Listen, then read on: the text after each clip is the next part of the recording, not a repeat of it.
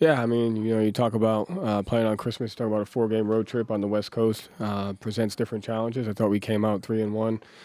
And even in our loss, I thought we were playing the right brand of basketball on both ends of the floor. It's not always going to be perfect, but we came in with the theme of reinventing our offense as far as our off-ball activity and the ability to execute off-ball versus switching, and I thought we did that.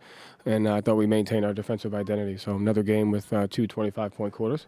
And it's just this time of year is about just establishing our identity and sticking to it as much as we can.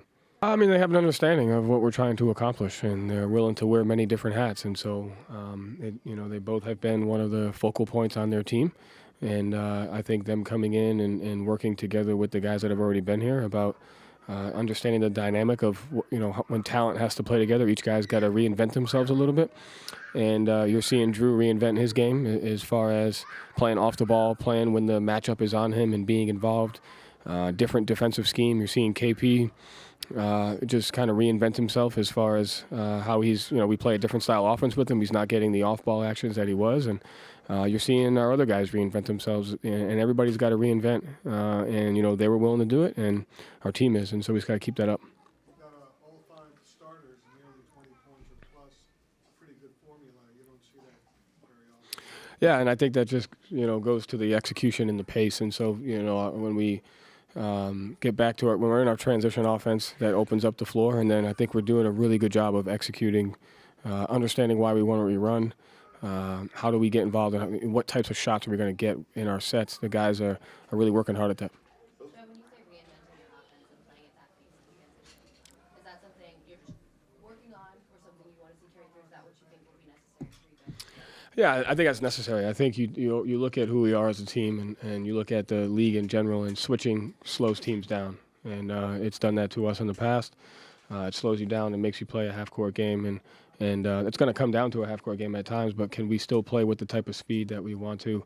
Can we still create 2-on-1 advantages, and can we see those quickly? So we talk about playing fast. It's more about seeing the game at a fast pace, understanding how we have to play, and I thought this trip we kind of got better at that.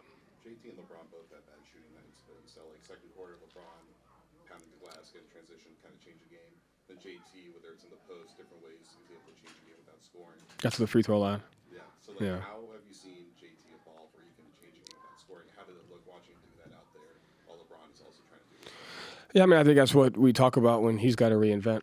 And, it's not so much sacrifice as it is reinvent. And so, you're starting to see what leadership looks like and what value looks like for him.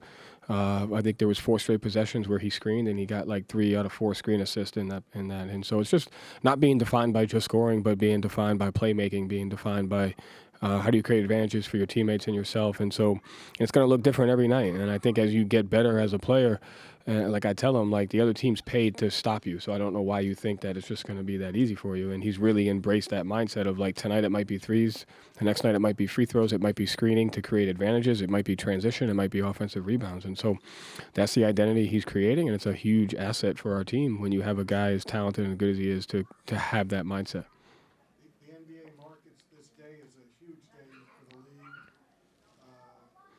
They take the elite teams. Do you look at it as such to be able to, as an honor and privilege to play in this game? Yeah, I mean it's a triple win. 1, we got the win. 2, we get to work for the Celtics, one of the best organizations in any sport in the world, and we get to play the Lakers on this day. And I think it's a huge honor, and we got to be grateful for it. And I thought the best way to do that is to compete at a high level. And so, very grateful and honored to work and represent the Celtics, and then to be able to do on Christmas. I have a short career. I think I've only been in the league 5 years, and I've gotten to play on Christmas every year. And so you can't take that for granted. Presented by your New England Ford dealers. Built for America. Built Ford proud.